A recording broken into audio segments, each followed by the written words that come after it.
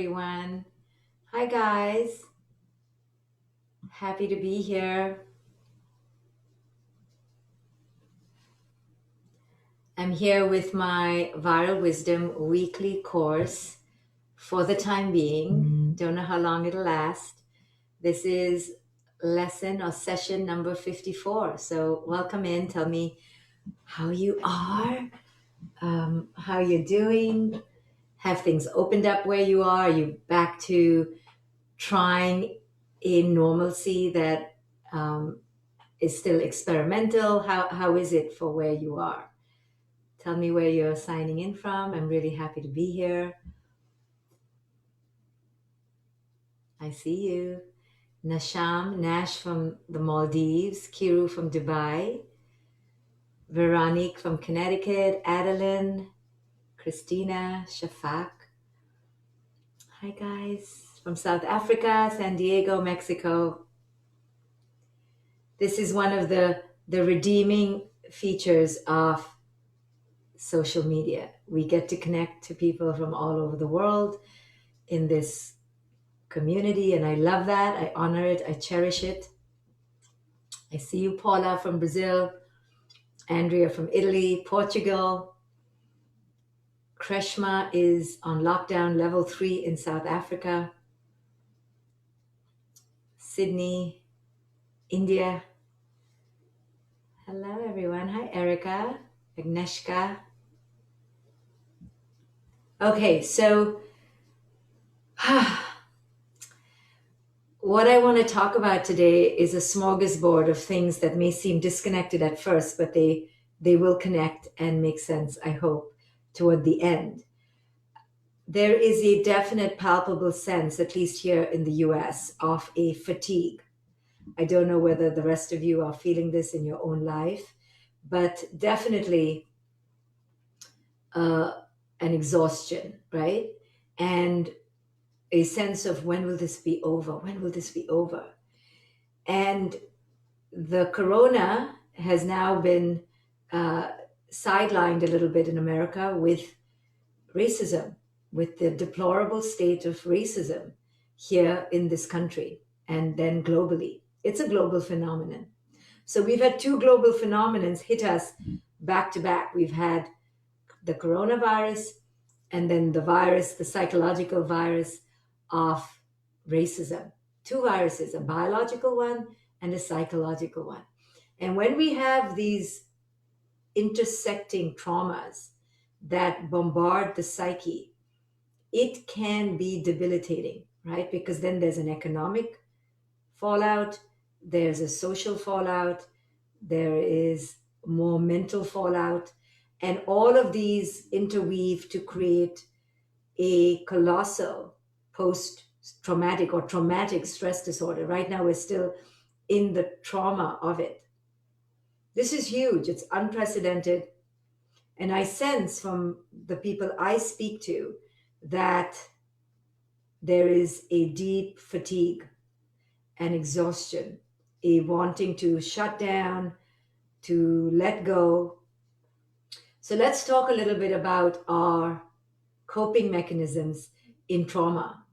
One of the most common coping mechanisms in trauma is denial, is avoidance, is withdrawal, is shutting down, deflecting. They're all part of one, part of denial. Withdrawal, shutting down, deflecting, denying, um, withdrawing, distracting, right? You distract, and you distract in many ways. You drink too much, you eat too much, you watch too much TV, because the present moment is too painful. Another very common, more sophisticated coping strategy is to spiritually bypass. You may have heard of this term. It's very common, especially in people who like to think they're spiritual. What is spiritual bypass? It means you bypass the tumult and the chaos and the pain and the destruction of the present moment because it's so intolerable.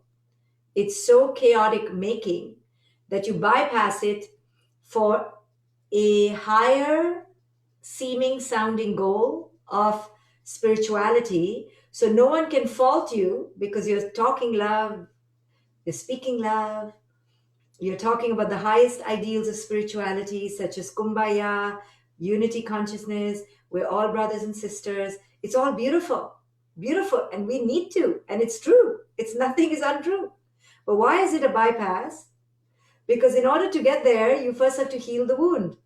It's like the surgeon coming into your operating room. You are right there, opened up, ready to be fixed, and the surgeon goes, "Kumbaya, let's just pray to the red-chested robins and hear the birds chirping, and let's just well wish this broken bone into healing." You'll be like, "Are you smoking something? My bone is broken. Can you fix my bone?" And the surgeon is like, "No, but we just have to trust and we just have to surrender and not see anything broken, see everything whole." You see? Now I talk like that too, but I don't bypass to talk like that, right? There is a place for that, but not when the wound is wounding and the blood is bleeding. Do you understand? So that's another coping mechanism. I see it rampantly right now in the conversation, which is so uncomfortable around race. I see it so rampantly. So, another coping mechanism is outright blame, complete deflection, not deflection of just the problem, but deflecting the responsibility onto someone else. It's not my fault. I didn't do anything. It's your fault, your fault, your fault, your fault. So, blame, blame, blame, blame, blame, which equals more abuse, more violence, more anger. Yes, you're seeing that too. So these are standard psychological coping mechanisms of the very primitive kind, of the elementary school garden variety.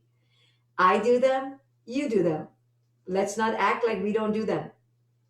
But the trick here is not to do it because you're going to do it, because you're in trauma. The trick is to be aware that you're doing it. And then if someone calls you out on it and says, "Hey, I think you're drinking too much," or "I think you're blaming the world too much," or "You've entered victimhood," you're feeling like you're a victim. You're not the victim. You're actually, maybe you're the perpetrator, but you're entering this victimhood. When somebody calls you out on it, you have to be brave, right?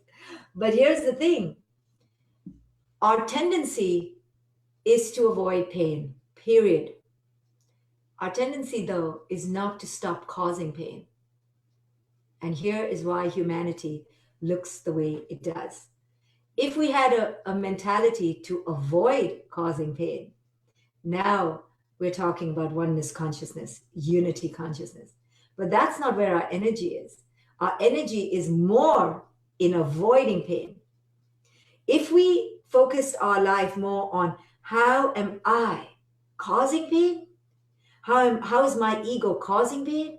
How am I part of a system of injustice? How am I part of a system of racial inequality? How am I causing my child to be in pain? How am I causing my neighbors to hurt? How am I participating in a system of systemic hierarchical oppression? How am I, right? If we ask that pivotal question of turning the mirror inward would entirely change the globe.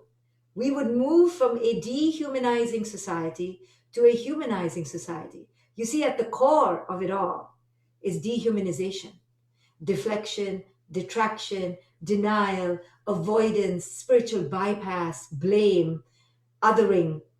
These are all tactics because we live in a dehumanized way. We're not human to human. Our capacity to understand another person's pain is so limited. Why? Because as children, we were not understood for our pain. And our parents told us to eat it, stuff it, drink it, run away from it. Our parents made us feel so ashamed to be in pain that we learned to cover up our pain through ego defense mechanisms, such as the ones I've talked about.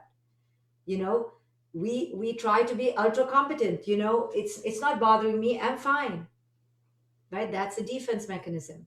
The defense mechanism of even being the comedian or being the pastor or being the uplifter, right? These can all be defense mechanisms because they're taking us away from the humanity of the present moment.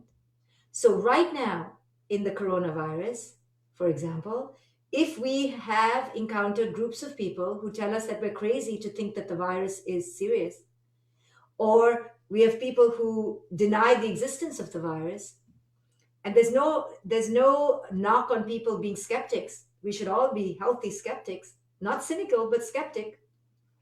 I'm talking about people who deny that it exists. What that does is it obliterates the humanity of the experiences that have experienced it. And the person is like, but, what I have? And the person is like, well, I don't think you have.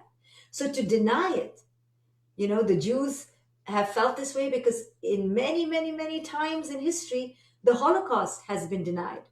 And you know how that feels when your entire history has been denied. But forget even groups of people. Let's talk about just you and me. When your and my experience is denied, where you're saying, this happened to me, how many children have gone to their parents saying, I've been sexually abused, and the parents going, nah, you're just making it up, right? Can you imagine? Can you imagine what that feels like? What's happening in that moment is that the parent is so threatened by the possibility that their child is in pain, that their parent cannot tolerate and hold space for the groundlessness that that brings up in the parent. So, in order to tolerate the pain that the parent experiences, the parent shuts the child up. Similarly, in the coronavirus, many people have been shut up. But in the dialogue on racism, now here is where you see the most voices being shut up, right? The most voices being shut up. Why? Because of what I talked about. It is too traumatic to imagine that this has occurred to our brothers and sisters.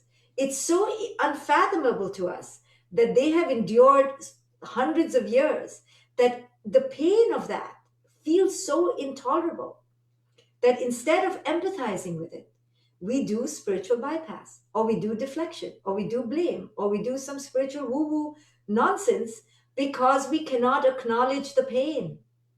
Because to acknowledge the pain somewhere for us feels to admit that we have failed. And because our egos are so fragile, we can't admit that we have been part of the wrong. But it's only when we admit that we have been part of the wrong. We're not taking the whole responsibility, but can we at least say we're part of the wrong? Part of the privilege that have experienced benefit? Can we say something to acknowledge the pain? It is only then that we can do the work. And until we do the work, and this is on all sides, we will not change and turn a corner. Now, I've been going pretty hard on my social media. It seems like I'm racist, right? I've been accused of being racist because I've been going after white supremacy. And people don't read everything I write because they're quick to other, quick to blame, quick to judge. So because they're in judgment, they think I'm in judgment. So when I write white supremacy, they think I'm talking about white people. And they shut down, and then they deflect, and then they yell, and then they finger point, and they miss the point. I am never against a white person here or a white person there. It's not who cares about the white person here or white person there, but that's not the point. The point isn't one person or the other person. It's white supremacy, which is a systematic, systematized, institutionalized, hierarchical state of continued oppression of a certain group of people, no matter the time in history. And every one of us is part of white supremacy, including Black people. Woe to them. And they hate it, I'm sure, but you have to become part of it. Right? Each time we straighten our hair, each time we wear contact lenses, each time we whiten and fairify, right? The word fair, which really is associated with equity, is associated with white skin. Every time we participate, we are part of this ideology of white supremacy. And until we fight the ideology and understand how the ideology is dehumanizing and stop taking things personally, we will not topple the system. In conscious parenting, when I used to say that every single parent is unconscious, oh my goodness, it's like I had ignited Armageddon, because the first reaction people had is, oh, I'm not unconscious. I'm not unconscious. Yesterday I was so conscious. And they missed the point, right? It doesn't matter if on Tuesday night between 7 and 9:20 you happen to be conscious because you actually didn't see your kids for 2 hours and 20 minutes. It doesn't matter. It's about a system of parental oppression. It's about a system of parental unconsciousness. And unless we can go to that level and understand that because it's a system, we are all part of it. And at best, right, we can call it a system of universal dehumanization, right? Because that's really what it is. But it has another name. And you may not like the name, but it's a name. And you don't have to attach to the name. It's just for colloquial communication. It's called racism. It's called white supremacy. It doesn't matter, though, what the name is. It's about the fact that it exists. And only when we are willing to step out of our comfort zone, of our comfortable egos, which long for perfection, which long for infallibility, which long for the delusion of grandeur. You see, our egos want to be intact. Until we're willing to step out and call our ego, we will keep thinking it is not our problem. How is it my problem, you're going to say, that my white ancestors did something on some slave ship? How is it my problem, you may say? Or the brown person in Iowa right now may say, how is it my problem that there's race issues going on in Atlanta, Georgia? And the person in Georgia would say, how is it my problem that Muslims are being persecuted in India right now? And the Muslim in India would say, how is it my problem if the Jews are being killed in Palestine, in Gaza, or wherever, right? And everyone will keep ping ponging the issue, and nothing will get resolved, because in our fundamental individual mentality, we truly don't believe it's our problem. And so we think it's personal. We don't think it's our problem because we think it's personal. You see, because I'm such a good person. It's not about the I right now. It's about the I being part of a collective. And unless we understand that we're all feeding a collective unconscious and doing our part through complicit denial or implicit denial, through speaking up or shutting up, we're all participating, nothing will change. So it is a unique time in history, with the corona completely bringing us to our knees in a way that we never thought would happen in this century. America especially, right? New York especially, but the whole world being brought to its knees. Already right there was a dismantling of the ego, of structures of comfort and predictability, the delusions of grandeur and security. We realize from the corona that there is no permanence in life. There is no predictability. There is no security. There is no future. We are living moment by moment. And now, just on the heels of that, no coincidence, we are now confronting the real virus which is beneath us. And that is the virus of subjugation of others, the injustice toward others. And right now, it's focused on Black Lives Matter. But don't worry, other people will get their time. It is really the ignition of all our awareness around all subjugation.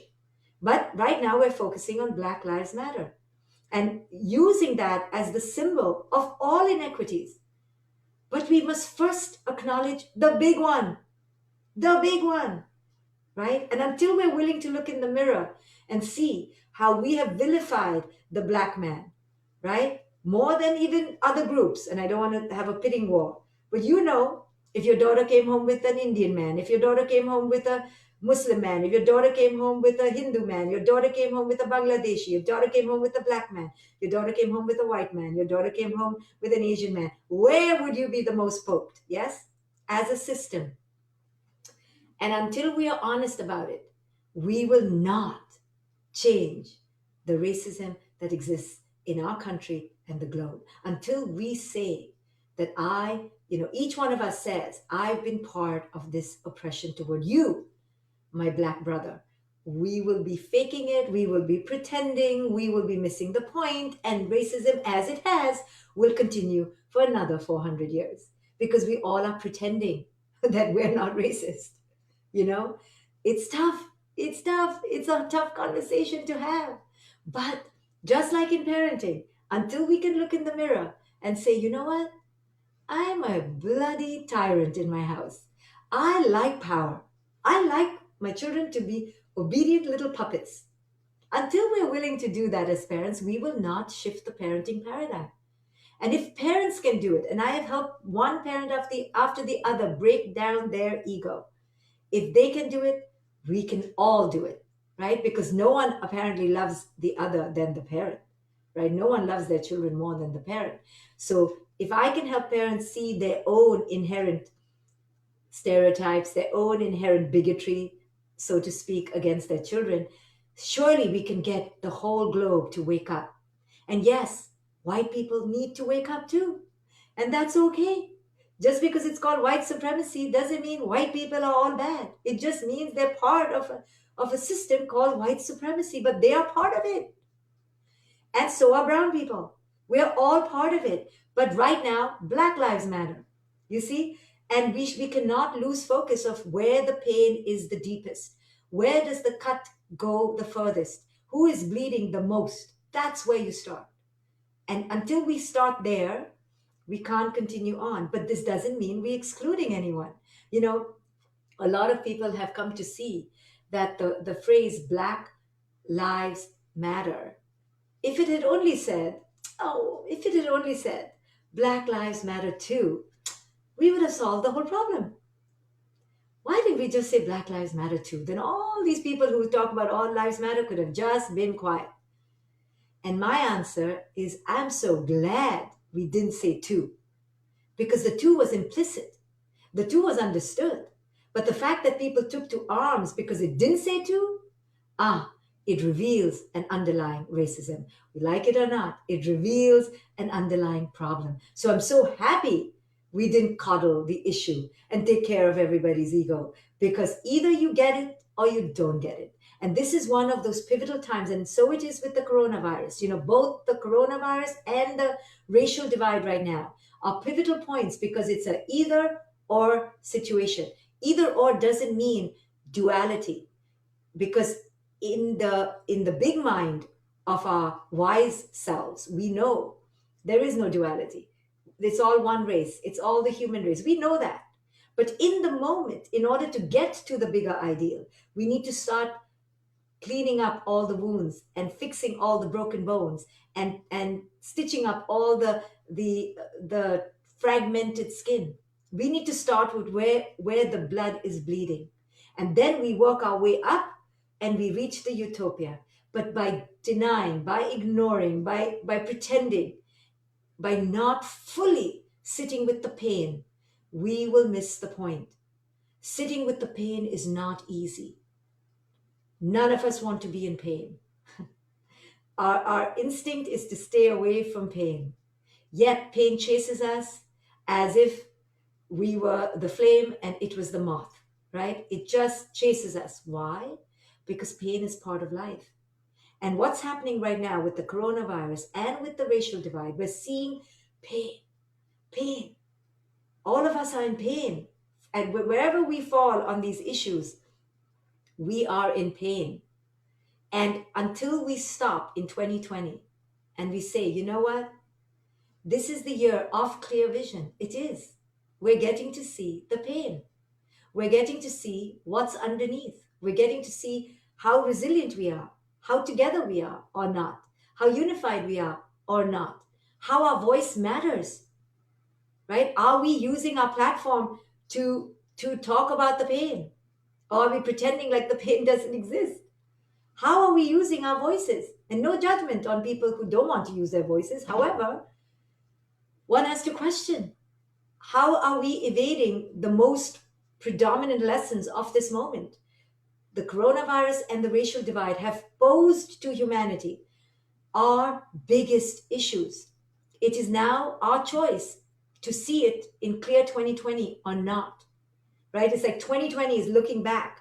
Looking back in hindsight, can we see how we got here? We didn't just get here. We got here through a myriad of centuries, of eons of causes and effects, and causes and effects. And unless we now make a change, call your school district, change the curriculum, have more Black voices, have more diversity, hire more Black people on your staff. You have to have Black screenwriters. You have to have Black movie directors. We have to, because we need the other perspective, and other people of color, and indigenous people, and transgender, and LGBTQ, of course, right? When I say Black, I'm not excluding, but we are now realizing that without these other voices in our mind, many white people are talking about how can they educate themselves, right? And I know the cynical person of color goes, really? Now you're educating yourself? But that's okay. Better now than never. So they're trying to educate. Wonderful. Now we start educating. But to educate means everyone needs to speak up. How do we educate if we all don't speak up? So I began by saying it's a time of fatigue and it's a time of exhaustion. But I'm going to end by saying this is not the time to be exhausted. Yes, it is a time of exhaustion and it is a time of fatigue, but we can't give up. We cannot give up right now because this is the moment of 2020. This is the moment of rising from all that we're seeing. You see, seeing too much in awareness hurts. Ignorance is bliss. Awareness is tough. Awareness is not easy. Awareness is a pain in the ass. But now we're seeing, and it's exhausting. We want to run away. We want to employ one of our primitive coping mechanisms, paint it, change it. Let's shift the focus. Let's go have a summer. Can we just go back to how we all were before in our little bubbles? We can't though, because the veils have been lifted. And now we're getting tired. We want to run away. But I'm here to say we can't. Of course we can. You can do whatever you want. But as a collective, we can't. We cannot get tired now. We need to understand where our fatigue is coming from. Our fatigue is coming from finally seeing things as they are. You're getting tired of seeing Black Lives Matter too much? People are telling me, enough, Dr. Shefali. Can you just stick to your lane, Dr. Shefali? What lane? What lane? Systemic injustice is everybody's lane. Racial injustice is everybody's lane. Your child could come home with a person of color and marry them, and your grandchildren could be children of color. It's everybody's game, everybody's lane, everybody's problem, right? People are telling me, that they're tired. Now enough. Like, enough now. You did it one time, you did it two times, but you're pounding your social media too much because people don't want to hear too much. It's painful to keep the shining spotlight on you. But this time, we cannot run away. We have to keep the finger there, right? When the wound is bleeding, we keep it there, right? Till it stops bleeding. Same here. We're going to keep the pressure till things change, right? It's not easy. It's difficult. It takes courage, right? I'm nervous to talk about this because I'm getting so much flack back, but I'm like, I don't care. But we have to wake up and go, okay, is the problem finished? If the problem isn't finished, how can the warriors of change get tired and go to sleep? We can't. This is the year of 2020, meaning we have to see things clearly, but we can't run away. We can't regress. We can't avoid. We have to move forward to a new tomorrow. So 20 years from now, our children look back and go, remember when police used to brutalize Black people? Remember? We need this to truly be in hindsight, in retrospect. But it's not in retrospect. It is right here, right now. And as long as it is here right now, we have to stand up. We have to rise up. We have to keep it on everybody's radar, right? People are going to tell you we're tired. Enough now. Talk about sunflowers and butterflies and barbecues and beaches, please. Right? What a downer you are, Dr. Shefali, all the time. Yeah, again, you're talking about racism? You're again talking about it? Right? Well, let me tell you, just like the coronavirus isn't going to go till it goes. And just like in the coronavirus, we had to presume that everyone had it. We have to do the same here. Racism is alive and kicking as much, if not more, than before. Just now we are more dignified, sophisticated, more covered, more covert about it. but it's still here. You can see it, it's everywhere. And until it dissipates, until we have educated our children and their parents enough, and their grandparents enough, and then more, and then some more, nothing will change, right? When I wrote a book on parenting, I couldn't stop at one book. I had to go write book two. I couldn't stop at book two. I had to write book three. Why? Because things don't change just through a few memes and a few uprisings and a few months of protesting. This is 2 months, not even 2 months, 1 month of Black Lives Matter, and people are already complaining that people are tired. Imagine living like this for centuries, for eons, for generations. Black people don't have a choice to say we're tired, so we can't be tired now. So this is the sign of the times. This is the moment. It's showing up. We have to be here. We have to respond. And we have to respond appropriately. Not by deflection, not by denial, not by running away, not by withdrawal, not by becoming more alcoholic. By responding to the pain. By educating ourselves to ask, how have I contributed to the pain? And by making the changes every single day till the system changes. Act as if it happened to your father. Act as if it happened to your son. Act as if it's going to happen to your daughter. That's it. Act as if. People talk about the secret and how to manifest change. You act as if. Okay, now it's time to do this for our Black brothers and sisters and our people of color and indigenous and LGBTQ. Act as if it's your family. Act as if it's your sister. Act as if it's you. And those of us in the privileged group, whatever that is, the heterosexual, cisgender, white group, whatever the group is that enjoys privilege, needs to get off the high horse and join the others. No more dividing. The only way to stop this divide is we need more on one side. And it's not one side against the other. It is simply the side of right, of justice, of equity, of compassion, of love, right? And those who come to this side, we need to greet them with open arms, not go, oh, it took you so long. Oh, really? Where have you been for so long? Now you're coming here? No, we need to open arms and go, come, come, come. We need to educate with love, with compassion. Trust me, I'm not good at this. I have so much judgment. I have so much resentment, so much anger. I'm working on that every day. And I'm becoming better because I realize if I'm judgmental and filled with vitriolic anger, I'm the same. My consciousness is the same as the consciousness I wish to change. So I have to shift my consciousness, right? Like Michelle Obama says, when they go low, we go high. And we educate and talk and talk and talk. And we make our lives purposeful.